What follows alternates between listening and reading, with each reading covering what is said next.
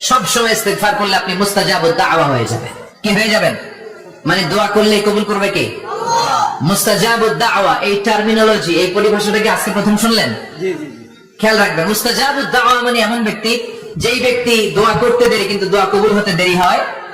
হাত তুলে দোয়া করতে দেরি, মুহূর্তেই দোয়া কবুল করে নেয় কে? আপনি যদি সব সময় ইস্তিগফারের আমলটা করেন, আপনার মুস্তাজাবুদ দাওয়া বানিয়ে ফেলবে কে? আপনারা ইমাম আহমদ ইবনে হাম্বলের নাম শুনেছেন? আমাদের ইসলামে চারটা মাযহাবের প্র্যাকটিস আছে, অনুশীলন। হানাফি, শাফিঈ, মালিকি, 4 নাম্বারটা কথা কন। আরো অনেক মাযহাব আছে, কিন্তু এই চারটা মাযহাব বেশি প্রসিদ্ধ। গোটা বিশ্বের মানুষগুলো কোরআন সুন্নাহর আলোকে যে আমলগুলো করে, এটা চারটা মাযহাবের রেফারেন্সের সাথে কোনো না কোনো ভাবে মিলে যায়। এটা প্রথমটা হচ্ছে হানাফি, দ্বিতীয়টা শাফিঈ, তৃতীয়টা 4 নম্বরটা সবাই বলেন কি নাম? হাম্বলি। ইমাম আহমদ ইবনে হাম্বল এই মাযহাবের ধারক, বাহক, প্রতিষ্ঠাতা। তিনি ছিলেন জগৎ বিখ্যাত মুহাদ্দিস, জগৎ বিখ্যাত মুহাদ্দিস। ওনার পুরো জীবনটা উনি হাদিস সংগ্রহের কাজে ব্যয় করেছেন, এবং একক স্বতন্ত্র হাদিসের গ্রন্থ হিসেবে পৃথিবীর সবচাইতে বড় যে হাদিসের কিতাব, ওটার নাম হচ্ছে মুসনাদে আহমদ ইবনে হাম্বল। যারা আলেম ওলামা আছেন জানেন না?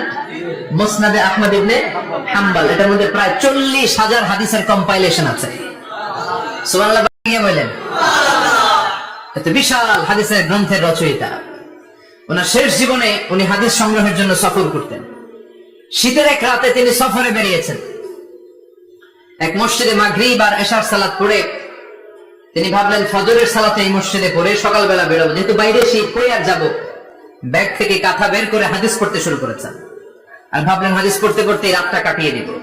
কিন্তু মসজিদের দারোয়ান এসে বলে, মুরব্বী, মসজিদে তো থাকা যাবে না, আপনি বেরোন। আহমদ ইবনে হাম্বল অনুনয় বিনয় করলেন যে তোর কাছে হাত জোর করে ক্ষমা চাই বাবা, এই শীতের রাতে আমারে বের করে দিস না, আমি রাতটা মসজিদে কাটাতে চাই। আমি ফজরের নামাজের মুসল্লি এই মসজিদে, আমি ফজর করে তারপরে যাব। দারোয়ান সে না ছোট বান্দা, সে বলে না, মসজিদে থাকতে পারবেন না, বেরোন বেরোন। না বেরোলে গাঠি সহ ঘাট ধাক্কা দিয়ে বের করে নেবে। চিনতে পারে নাই যেটা মুহাদ্দিসুদ দাহর, এই যুগের সর্বশ্রেষ্ঠ মুহাদ্দিস ইমাম আহমদ ইবনে হাম্বল। এখন উনি আর কি করবেন, কিছু করতে না পেরে ব্যাগ নিয়ে বের হয়ে গেলেন। প্রচন্ড শীতের রাতে, কনকনে শীতে তিনি কাঁপছেন। হাঁটতে হাঁটতে চলতে চলতে হঠাৎ দেখলেন একটা বাজার। ওই বাজারে এক খাব্বাজ, রুটির দোকানদার, শাবুন খাব্বাজ, যুবক, রুটি বানাচ্ছে। যে সালাম দিলেন আসসালামু আলাইকুম, রুটি বানাচ্ছে। যে সালাম দিলেন আসসালামু আলাইকুম। বাবা, শীতের রাতে বিপদে পড়েছে, যাওয়ার জায়গা নেই। তোমার যে চুলাতে তুমি রুটি বানাও, এই চুলার পাশে বসে যদি সারা রাত আমি কাটিয়ে দিই আর চুলা থেকে আগুন পাই, তোমার কি কোনো ক্ষতি হবে? যুবক বলেন, না না, কোনো ক্ষতি হবে না। আহলান ওয়া সাহলান, আমার হাবান বিক, খোশ আমদেদ, এটা তো খোশ নসিব আমার।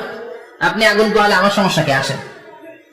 ইমাম আহমদ ইবনে হাম্বল যুবককে শুকরিয়া জানিয়ে, আল্লাহর শুকরিয়া করে চুলার পাশে বসে আবার হাদিস পড়তে লাগলেন। কিন্তু তিনি লক্ষ্য করলেন যে যুবকটা একটু পর পর আওয়াজ করে পড়ে আস্তাগফিরুল্লাহ। কি পড়ে? আটা দিয়ে রুটি বানায়, পড়ে আস্তাগফিরুল্লাহ। রুটির খামির বানায়, পড়ে আস্তাগফিরুল্লাহ। খামির গুলো দলা বেঁধে গোল গোল করে সাজিয়ে রাখে, আর কি পড়ে? বেলুন দিয়ে এগুলো বলে চুলার ভিতরে ঢুকায় দেয়, আর কি পড়ে? কেউ রুটি কিনতে আসলে তার হাতে রুটি তুলে দেয়, আর কি পড়ে? টাকা দিলে টাকা নিয়ে ক্যাশ বক্সে রেখে দিয়ে কি পড়ে? শুধু পড়ছে আস্তাগফিরুল্লাহ, আস্তাগফিরুল্লাহ। ইমাম আহমদ ইবনে হাম্বল তো অবাক, ঘটনা কি? এই যুবকের হলোটা কি? শুধু আস্তাগফিরুল্লাহ। তিনি হাদিসের কিতাবটা বন্ধ করে যুবককে জিজ্ঞেস করলেন, বাবা, আসার পর থেকেই দেখছি তুমি শুধুই পড়ছো আস্তাগফিরুল্লাহ, আস্তাগফিরুল্লাহ, আস্তাগফিরুল্লাহ, ঘটনাটা কি? কেন এত তুমি ইস্তিগফার করো? যুবক বলল, এটা আমার একটা চিরচরিত আমল, সব সময় আমি এই আমলটা করি। আমি সব সময় ইস্তিগফারের সাথে আঠার মতো লেগে থাকি, আর সব সময় ইস্তিগফার করার কারণে আল্লাহ তাআলা আমাকে মুস্তাজাবুদ দাওয়া বানিয়ে দিয়েছে। মানে আমি দোয়া করলে দোয়া কবুল হয়ে যায়। এই জীবনে আমি যত দোয়া হাত তুলে করেছি, মুহূর্তের মধ্যে আমার দোয়াগুলো কবুল করে নিয়েছে কে? শুনে তো ইমাম আহমদ ইবনে হাম্বল অবাক, বলে কি, আনতা মুস্তাজাবুদ দাওয়া? তুমি মুস্তাজাবুদ দাওয়া? তুমি দোয়া করলেই কবুল? না, আনা মুস্তাজাবুদ দাওয়া। হ্যাঁ, আমি দোয়া করলেই কবুল হয়ে যায়। তুমি জীবনে যা দোয়া করেছো সব পেয়েছো? হ্যাঁ, আমি জীবনে যা দোয়া করেছি আমি সব পেয়েছি। সব দোয়া কবুল হয়েছে আমার জীবনে, শুধু একটা দোয়া ছাড়া। ইমাম আহমদ ইবনে হাম্বলের কৌতূহল আরো বেড়ে গেল। সব দোয়া তোমার কবুল হয়েছে, একটা দোয়া কবুল হয় নাই, সেটা আবার কি? যুবক বলতে আরম্ভ করলো, আমার যে দোয়াটা কবুল হয় নাই সেটা হচ্ছে আমি আল্লাহর কাছে অনেকবার দোয়া করেছি, আল্লাহ শুনেছি এই জামানার সবচেয়ে বড় মুহাদ্দিস, তার নাম নাকি ইমাম আহমদ ইবনে হাম্বল। আল্লাহ তোমার কাছে আমার আকুতি, তোমার কাছে আমার মিনতি, আমি যেন এত বড় মুহাদ্দিসের হাতে হাত রেখে মুসাফা করতে পারি আর তার কপালে একটা চুমু দিতে পারি। আমার এই দোয়াটা আজও কবুল হয় নাই। আজও আল্লাহ তাআলা এই দোয়াটা কেন যে কবুল করেন আমি জানি না।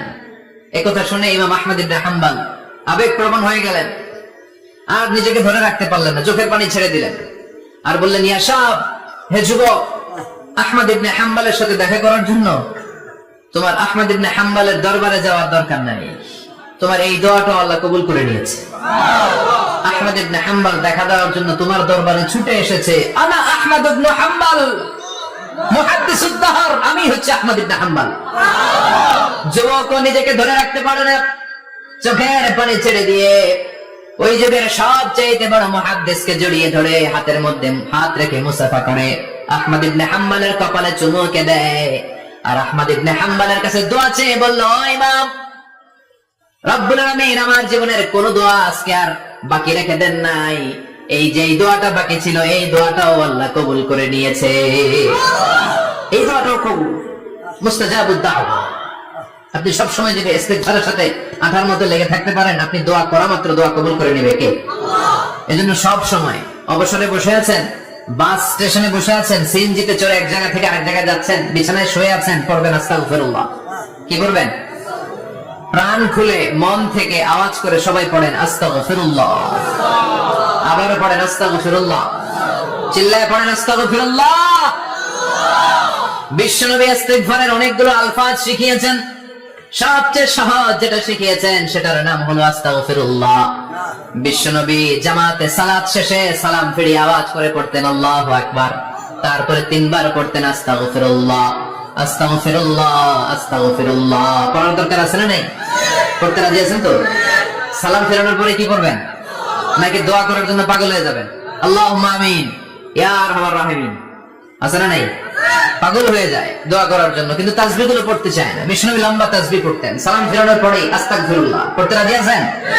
আবার বিশ্বনবী বললেন, যে ব্যক্তি পড়বে আস্তাগফিরুল্লাহ আল্লাযী লা ইলাহা ইল্লা হুয়াল হাইয়ুল কাইয়্যুম ওয়া আতুবু ইলাইহি, যুদ্ধের ময়দান থেকে যদি কেউ পালিয়ে যায় তার কোনো মাফ নাই।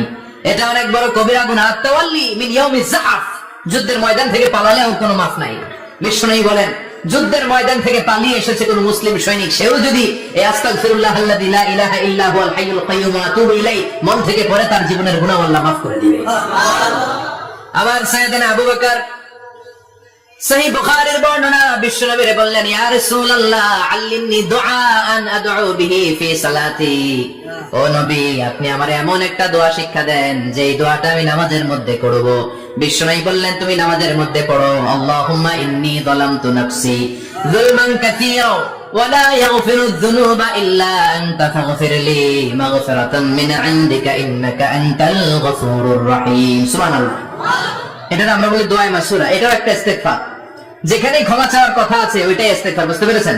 আল্লাহুম্মা ইন্নী যালামতু নাফসি, ও আল্লাহ অনেক জুলুম করেছি, যুলমান কাসীরা, জুলুমের শেষ নাই। ওয়া লা ইয়াগফিরুয যুনুবা ইল্লা আনতা, আপনি ছাড়া এই জুলুম আর পাপ ক্ষমা করার কেউ নাই। ফাগফিরলি মাগফিরাতাম মিন ইনদিক, নিজ গুণে আমার গুনাহ ক্ষমা করে দে। ওয়া লা ইয়াগফিরুয যুনুবা ইল্লা আনতা, আপনি ছাড়া গুনাহ ক্ষমা করার দ্বিতীয় কেউ নাই। আমাদের পাপ ক্ষমা করার আর কোন সত্তা আছে? চিল্লায় বলেন। আবার বিশ্বনবী বললেন, যত ইস্তিগফার আছে সব ইস্তিগফারের সেরা সর্বশ্রেষ্ঠ ইস্তিগফারের নাম সাইয়্যিদুল ইস্তিগফার। কি নাম? সহিহ বুখারীর বর্ণনা, শাদ্দাদ ইবনে আউস রাদিয়াল্লাহু তাআলা আনহু বর্ণনা করে বলেন, কেউ যদি দিনের বেলা একবার সাইয়্যিদুল ইস্তিগফার পড়ে, ওই দিন যদি লোকটার মৃত্যু হয়ে যায়, মুহূর্তের মধ্যে লোকটার জান্নাতি ঘোষণা দিয়ে দিবে কে? রাত্রি বেলা যদি কেউ সাইয়্যিদুল ইস্তিগফার একবার পড়ে, ওই রাতে ইন্তেকাল হলে তার জীবনের সব গুনাহ মাফ করে দিয়ে ওই লোকটারও জান্নাতি করে দিবে কে? দিনে যদি সাইয়্যিদুল ইস্তিগফার একবার পড়েন, ওই দিনে ইন্তেকাল করলে আপনি জান্নাতি। রাতে যদি সাইয়্যিদুল ইস্তিগফার কেউ পড়েন, ওই রাতে ইন্তেকাল হলে আপনি জান্নাতি। এটা সহিহ বুখারীর বর্ণনা। সব ইস্তিগফারের রাজা, শ্রেষ্ঠ ইস্তিগফার। মুখস্থ আছে না?